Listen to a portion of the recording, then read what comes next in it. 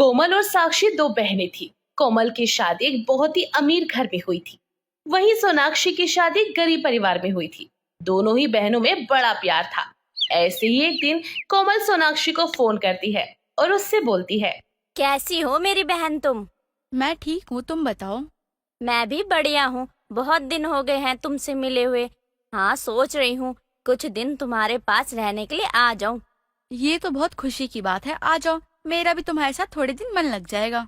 शाम को मेरे पति आते हैं तो मैं बात करती हूँ उनसे, फिर तुझे दोबारा कॉल करके बता दूंगी। इतना कहकर कोमल फोन को रख देती है। शाम को कोमल का पति सूरज घर पर आता है। काम में बिजी होने की वजह से सूरज कभी खुलकर कोमल को वक्त नहीं दे पाता था, जिस वजह से उन दोनों की लड़ाइयाँ हुआ करती थी। तभी कोमल बोलती है, मैं कुछ दिन के लिए अपनी बहन सोनाक्षी के घर जाना चाहती हूँ और मैं चाहती हूँ कि आप भी मेरे साथ चले। सारा दिन आप काम में बिजी रहते हैं, कुछ दिन चलते हैं ना। कोमल, तुम पागल हो गई हो क्या? इतना ऐशो आराम छोड़कर अपनी गरीब बहन के घर जाना चाहती हो? अरे एक दिन भी चैन से नहीं रह पाओगी वहाँ पर।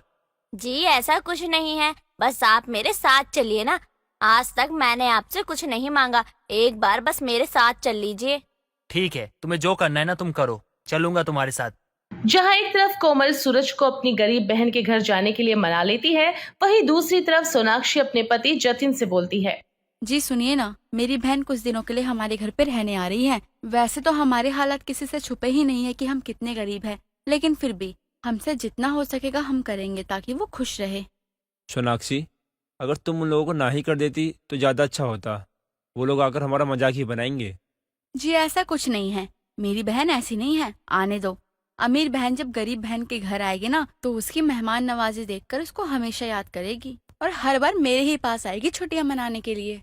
ऐसे अगले दिन कोमल सोनाक्षी को फोन करके उसे अपने और सूरज के आने की खबर दे देती है। सोनाक्षी भी अपने छोटे से गरीब घर में तैयारियां करने में लग जाती है। सूरज और कोमल दोनों ही सोनाक्षी के घर पर पधारते हैं। सोनाक्षी दोनों की आरती उतारकर अपने घर में उनका स्वागत करती है और बोलती है, आइए, मेरे छोटे से गरीब खाने में आपका स्वागत है। सोनाक्षी का टूटा फूटा सा घर देखकर सूरज का थोड़ा मुंह बन जाता है, लेकिन वो कुछ नहीं बोलता। जिसके बाद सोनाक्षी मिट्टी के ग्लासों में ताजा ताजा ठंडी छाछ लेकर आती है और उन दोनों को दे देती है और बोलती है, ये लीजिए, आप लोग ठंडी ठंडी छाछ पी लीजिए। गर्मी के दिनों में ये बहुत अच्छी रहती है। मैं खुद आपके लिए अपने हाथों से बना के लाई हूँ। मसाले भी ना सारे घर के पीस के डाले हैं। अरे ये तो बहुत ही टेस्टी है। मुझे ना छाछ पसंद नहीं है, तो आप मेरे लिए सादा पानी ले आइए। जी मैं अभी लेकर आता हूँ, ये लीजिए। सूरज एक घूंट छाछ का पीकर बाकी का ग्लास यूं ही रख देता है। दोनों बहनें आपस में बात करने लग जाती हैं।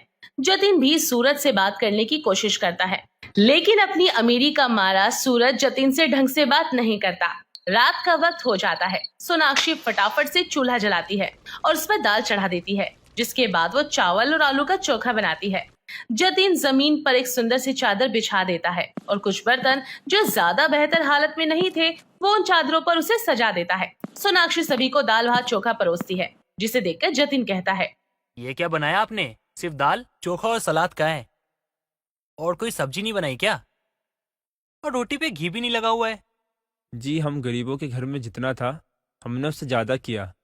आप एक और खाकर तो देखिए, चूल्हे की रोटी भी बिना घी के बहुत स्वादिष्ट लगती है।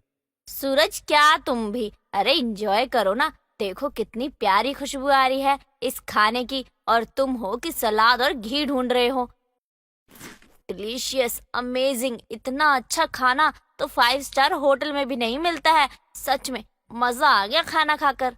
कोमल की बात सुनकर सूरज का मुंह फिर से बन जाता है, जिसके बाद वो बिना कुछ बोले चुपचाप जैसे तैसे खाना खा लेता है। इसके बाद सोनाक्षी और जतिन तो खाट के ऊपर कोमल और सूरज के सोने का प्रबंध कर देते हैं और खुद अपने लिए आंगन में जमीन पर चटाई बिछा लेते हैं। तभी कोमल सोनाक्षी के पास जाती है और उससे बोलती है, सोनाक्षी, तू बाहर क्यों लेटी है, और वो भी जमीन पर? हमें अंदर खाट पर सुला दिया क्यों? अरे क्योंकि तुम लोगों को जमीन पे सोने की आदत नहीं होगी ना, इसलिए। और हमें वैसे भी प्राकृतिक हवा, खुला आसमान बहुत अच्छा लगता है। हम आराम से सो जाएंगे, तुम लोग आराम से सो लो। बिल्कुल भी नहीं। क्या मैं इंसान नहीं हूँ या फिर तुम इंसान नहीं हो? अरे मैं भी तुम्हारे साथ यही सोऊंगी। सूरज, क्या तुम भी बाहर आ रहे हो? नहीं, मैं नहीं आऊंगा, मैं यहीं पर ठीक हूँ। तो ठीक है, मैं बाहर सो रही हूँ सोनाक्षी के साथ, तुम अंदर अकेले सो जाओ। इतना कहकर कोमल जतिन और सोनाक्षी के पास ही चटाई पर सो जाती है। ऐसे ही दिन गुजर जाते हैं। गरीब सोनाक्षी अपनी बहन और जीजा की जितनी हो सकती थी उतनी ही अच्छी मेहमान नवाजी करने की कोशिश करती है, लेकिन फिर भी सूरज का मुंह टेढ़ा का टेढ़ा ही रहता है। ये देखकर सोनाक्षी जतिन से बोलती है, जतिन, कोमल तो हमारे घर पे बहुत खुश है, लेकिन सूरज जी को लगता है कि हमारे गरीब खाने में रहना पसंद नहीं आया है। हमारी मेहमान नवाजी में वो शाही बातें नहीं रही हैं, इसलिए वो हमसे खुलकर बोलते ही नहीं हैं और ना ही खुलकर खाते हैं और ना ही सो पाते हैं। मुझे लगता है कि हमें कोमल को यहाँ से जाने के लिए बोल देना चाहिए, ताकि सूरज जी अपने घर जाके चैन से खा पी और सो पाए। इतना कहकर दोनों पति पत्नी कोमल के पास जाते हैं और बोलते हैं, कोमल, मुझे लगता है ना कि तुम्हें अपने घर लौट जाना चाहिए। इस गरीब खाने में तुम आखिर अमीर कितने दिन रहोगे? तू ऐसा क्यों कह रही है? जतिन जी, क्या हुआ? कोमल के पूछने पर जतिन उसे सारी बात समझाता है। तभी कोमल बोलती है, तुम सूरज जी की चिंता क्यों कर रही हो? उनके पास तो मेरे लिए भी कभी वक्त नहीं होता। कम से कम मैं यहाँ आई हूँ तो परिवार की खुशी तो मिल रही है मुझे, और तुम कह रही हो कि चली जाओ। हाँ, अगर तुमको कुछ दिक्कत है तो फिर मैं चली ही जाती हूँ। नहीं, तुम जब तक चाहो जब तक रह सकती हो यहाँ पर। इतना कहकर सोनाक्षी और जतिन चले जाते हैं। दिन गुजर जाते हैं। जतिन सोनाक्षी की हर काम में मदद भी करवाया करता था और घर चलाने में भी उसकी हेल्प करता, साथ ही बाहर भी कमाने जाता। कम होने के बावजूद भी दोनों पति पत्नी बेहद खुश थे। ये देखकर सूरज बहुत हैरान था।